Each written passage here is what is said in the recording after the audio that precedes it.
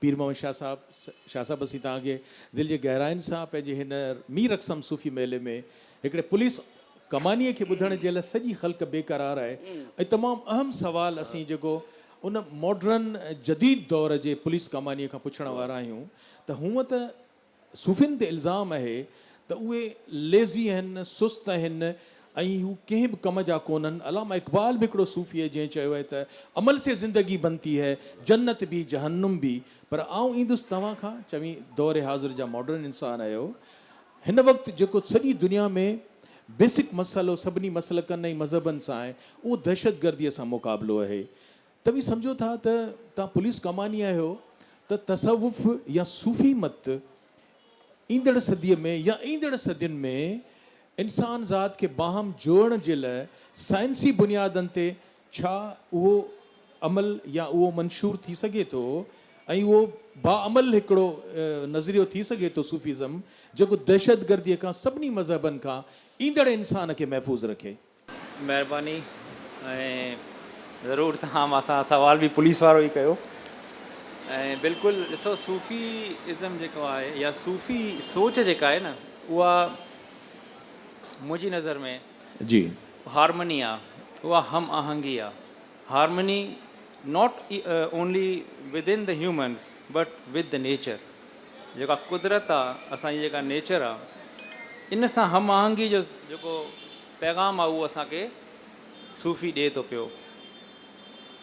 ऐं जेके असां वटि इंतिहा पसंदी वारा रवैया इहे सोचूं आहियूं त बुनियादी तौर ते असांखे सूफ़ी इहा ई सोच ॾिए थो पियो। भले उहो दहशतगर्दी हुजे, भले उहा साइंस जी उहा रविश हुजे जंहिंसां अॼु तव्हां ॾिसो त साइंस असांखे सिर्फ़ु तरक़ी न ॾिनी आहे बल्कि साइंस असांजे इन धरतीअ खे पोल्यूशन बि ॾिनी आहे। इन धरतीअ में जेके लखें स्पीशीज़ आहिनि उन्हनि खे तबाह बि कयो आहे। हिते असांखे अहिड़ा इनऑर्गेनिक मटीरियल्स बि ॾिना आहिनि जेको कॾहिं बि असां उन्हनि खे रिसाइकिल ठाहिण खां पोइ कोन था करे सघूं। त इहे उहे रवैया आहिनि साइंस जा जेको सूफ़ी असांखे सम्झाए थो त इन्हनि रवैयनि खे ख़तमु करिणो आहे। असांखे हर कंहिंसां जेको आहे हिकिड़ो हम आहंगीअ सां हलणो आहे, हार्मोनाइज़ करिणो आहे। बाक़ी जेका दहशतगर्दी आहे जेका उन में बि ज़रूरु आहे त असांजो जेको पैगाम आहे हर इंसान ताईं पहुचे ऐं पुलिस हुजे या कोई बि इंसानु हुजे जेसिताईं उनजी दिलि में इहा सूफ़ी वारी ॻाल्हि वेहंदी कोन तेसिताईं इहे नफ़रतूं या इहे जेके इंसान में जेके डिस्टेंसिस क्रिएट थी चुकिया आहिनि इहो मां नथो सम्झां त जेके हिन महिल असां वटि हालात आहिनि जंहिंमें अमीर अमीर थींदो थो वञे, ग़रीब ग़रीब थो थींदो वञे ऐं जेको कैपिटलिस्टिक सोच असांजे अंदरि अची चुकी आहे त इन खे बि ख़तमु करण जे लाइ असांखे सूफ़ी जो उहो सोच सूफ़ी जो उहो सूफ़ीज़म जो उहो ख़्यालु असांखे वरी वरजाइणो पवंदो, वरी उहा सोच आणणी पवंदी न सिर्फ़ु असां पंहिंजे ख़िते में पर पूरी दुनिया में त जीअं इंसान न सिर्फ़ु पंहिंजे इंसान ज़ात सां हार्मोनाइज़ थिए बल्कि on a larger scale, on a bigger map, on a bigger horizon पूरे धरती ऐं पूरी काइनात सां उहो हार्मोनाइज़ थिए। ऐं मां इहो बि ज़रूरु चवंदुसि त जेको साइंस आहे छोजो साइंसी रवैयनि ते ॻाल्हि हले पई। जी हा बिल्कुलु। त साइंस बेसिकली इल्मु नाहे, इहो हिकिड़ो मेथड आहे, प्रैक्टिकल आहे। It's a method to harness the knowledge to prove with rigorous experiments.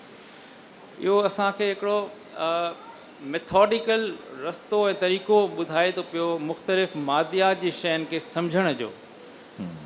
ऐं सूफ़ी जेको आहे अगरि उन तव्हां रूट्स ते वञो मुख़्तलिफ़ रूट्स ॿुधायूं वेंदियूं आहिनि त सूफ़ी जो वर्ड जेको आहे किथां किथां निकितो। उन्हनि में हिकिड़ी रूट इहा सोफ़िया बि ॿुधाई वेंदी आहे जेको ग्रीक वर्ड आहे जंहिंजो मतिलबु ई विज़डम आहे। त साइंस जेको आहे हिकिड़ो मेथड आहे, सूफ़ी पाण विज़डम आहे। साइंस जेको आहे रिगरस एक्सपेरिमेंट्स खां पोइ वञी का शइ टेम्पररीली असांखे प्रूव कंदी आहे, उहा उन वक़्त ताईं प्रूव इन हूंदी आहे जेसि ताईं वरी ॿियो को एक्सपेरिमेंट उनखे उलट न करे छॾे। साइंस नालो ई क्वेश्चन करण जो आहे, जॾहिं त सूफ़ी जेको आहे उहो निजो इल्मु आहे, उहो पाण नॉलेज आहे, उहो पाण विज़डम आहे, उहो तव्हांखे उहा शइ हक़ीक़त जी ॿुधाए थो वञे पंहिंजे लफ़्ज़नि में, पंहिंजे रवैयनि सां, पंहिंजे जुमिलनि सां, जंहिंखे साइंस अॼु ताईं ॻोल्हे थी पई। जीअं हाणे अगरि तव्हां सूफ़ी जी ॻाल्हि कयो त उन्हनि अहिड़ियूं अहिड़ियूं ॻाल्हियूं कयूं आहिनि पंहिंजे कलामनि में, जंहिंमें टेलीपोर्टेशन आहे ऐं माना मेटाफिज़िक्स जूं ॻाल्हियूं आहिनि। माना असांजी साइंस जेका आहे उहा त फिज़िकल शयुनि जे मथां महदूद आहे, लेकिन तरक़ी जीअं जीअं थी आहे तीअं तीअं सोच साइंसदाननि जी बि उन शइ ते वञे थी त असां ठहियल छा जा आहियूं, माना दुनिया आहे छा जी ठहियल। माना मैटर जेको आहे उहो सिर्फ़ु एटम न आहे।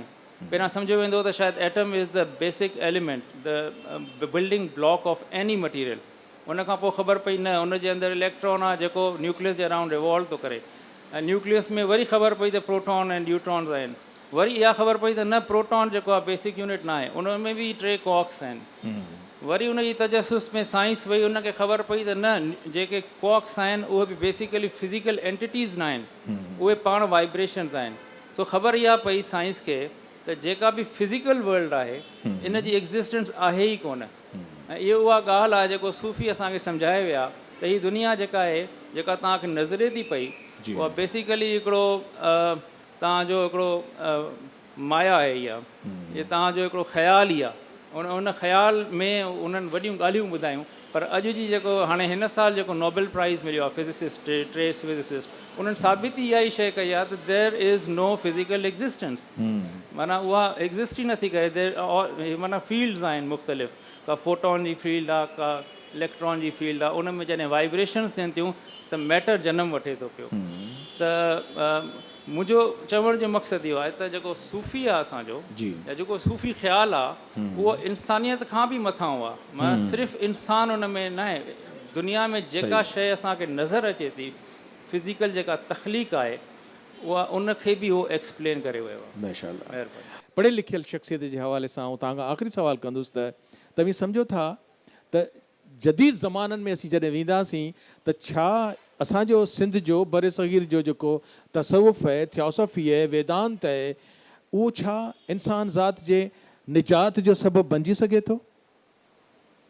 सूफ़ीज़म बिल्कुलु। ॾिसो, असांजी जेका इंडस वैली आहे, इन जी हिकिड़ी हिस्ट्री आहे पंहिंजी। इहा मदर ऑफ ऑल सिविलाइज़ेशन्स बि रही आहे। हिते सॼी दुनिया अचे ॻंढिबी हुई। माना हिते जो फर्स्ट एक्सपोज़ जेके हुया दुनिया जा, उहे हिते ई थिया। हिते इराक़ वारी तहज़ीब या हेॾां चाइना वारी तहज़ीब, इहे सभु हिते ईंदा। हर साल हिते मेला थींदा, हिते पंहिंजी पंहिंजी शयूं खणी ईंदा, ऐं हितां वरी शयूं पसंदि करे पंहिंजे पंहिंजे मुल्कनि में खणी वेंदा। सो ही हिकिड़ी हब ऐं हिकिड़ो क्रेडल ऑफ सिविलाइज़ेशन रहियो आहे। ऐं उहो दौरु हुयो जो अॼु तव्हां ॾिसो, जीअं साईं चयो त डिसाइफर न करे सघिया असां पंहिंजे स्क्रिप्ट खे अञा ताईं, जो असांखे ख़बर पवे त उते फॉर्म ऑफ गवर्नमेंट क्या छा हुयो। लेकिन जेका आर्कियोलॉजी ॿुधाए थी पई, या जेके रिमेन्स आहिनि उतां जा, हड़प्पा जा या मोहनजोदड़ो जा, उहे इहो ॿुधाइनि था असां वटि कंहिं क़िस्म जो को जंगी सामान कोन हुयो। असां हिकिड़ी सूफ़ी ज़मीन हुयासीं उन दौर में बि। ऐं एतिरो असां दुनिया में अॻिते वियासीं जो दुनिया खे ज़ीरो असां ॾिनोसीं। असां मेटलर्जी में दुनिया खे कार्बन जेको नैनो ट्यूब्स आहिनि, उहे असांजी सिंध मां निकिता। हितां असां वटि अहिड़ा अहिड़ा साइंसी असांजा हीरोज़ आहिनि, जीअं साईं ॻाल्हि कई। पर असां अनफॉर्चुनेटली पाकिस्तान ठहण खां पोइ उन्हनि खे डिसओन था कयूं इन हद ताईं जो असांखे उन्हनि खे पढ़ायूं बि नथा। असांजा सुश्रुता हुयो, असांजो श्री कनडा जंहिं एटॉमिक थ्योरी ॾिनी, ऐं असां जेको पैथागोरस जे लाइ हिकिड़े फिलोसफर चयो त इहे ज़रूरु वञी करे सनानु करे आयो हूंदो गंगा में, जो उन अची करे इहो थियोरम ॾिनो। छो जो इहो थियोरम असांजे अल्तरनि जो, यानी कि राइट एंगल ट्राइंगल वारो, इहो असांजे किताबनि में उन खां 300 साल पहिरियां लिखियलु हुयो। सो साइंस वारे हिसाब सां त असां तमामु अॻिते वियासीं, पर असां कल्चरली, तहज़ीब, सिविलाइज़ेशन जे हवाले सां। So all we have to do is कि असां we should take pride in our civilize. सभ खां पहिरियां हूंदो आहे तव्हांजे अंदरि कॉन्फिडेंस हुजे, तव्हां इहा चई सघो दुनिया खे त न असां एयर्स आहियूं, असां हिन एॾी वॾी सिविलाइज़ेशन जा पोएकार आहियूं, ऐं पोइ तव्हां लीड कंदा आहियो। First you have to have confidence and pride in your past. जॾहिं तव्हां पास्ट खे ऑन न कंदव ऐं त पोइ उहो तव्हां फ्यूचर खे लीड न करे सघंदव।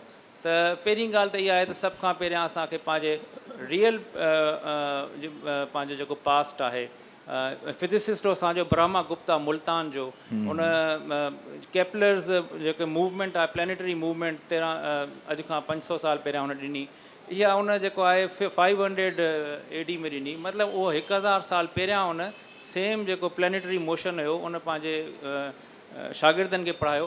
हाणे जेके सूफ़ी माण्हू आहिनि बेसिकली ॾिसो प्रॉब्लम हिते थियो आहे जॾहिं फिलॉसफी हमेशह खां ईअं न रही आहे। Philosophy was love for wisdom हे फिलोस ऐं सोफिया 2 वर्ड्स आहिनि। हे लव फॉर विज़डम जेको हुयो हमेशह खां हिकु जॻह ते रहियो आहे। हे त हाणे वञी करे साइंस जुदा थी वई आहे ऐं फिलोसफर अलॻि थियो आहे। Every scientist was a philosopher ऐं एवरी फिलोसफर वॉज अ सूफ़ी पर से लाज़मी हूंदो हुयो। हे त असां उन महिल छो जो एतिरा रिगरस तरीक़ा कोन हुया शयुनि खे प्रूव करण जा त उहो सूफ़ी जेको हूंदो थॉट एक्सपेरिमेंट कंदो हो। अॼु बि थॉट एक्सपेरिमेंट्स थींदा आहिनि उन में माण्हू किथां खां किथे पहुची वेंदो आहे पोइ तव्हांखे उतां जो सच अचे ॿुधाईंदो आहे। पर छो जो उन वटि अॼु जी साइंस वारो एक्सपेरिमेंट करण जे लाइ लेबोरेटरी न हूंदी हुई उन वक़्तु लिहाज़ा हर को माण्हू उनखे पंहिंजे हिसाब सां सम्झंदो हुयो। को कीअं सम्झे पोइ सिलसिला ठहंदा पोइ हिक ॿिए जुदायूं थी वेंदियूं जीअं सिलसिला ठहिया। सो बुनियादी तौर ते असांखे इहा ॻाल्हि सम्झणी आहे त जेका सूफ़ी आहे उहो असांखे जेको पैगाम ॾिए थो पियो उहो को जुदा कान्हे को साइंस खां या रिलीजन खां या सिविलाइज़ेशन या कल्चर खां उहो सभिनी खे गॾु करे तव्हांखे ॿुधाए थो पियो। ऐं अगरि असांखे अॻिते हलणो आहे त आख़िरी मां लफ़्ज़ ज़रूरु चवंदुसि जंहिं तरीक़े सां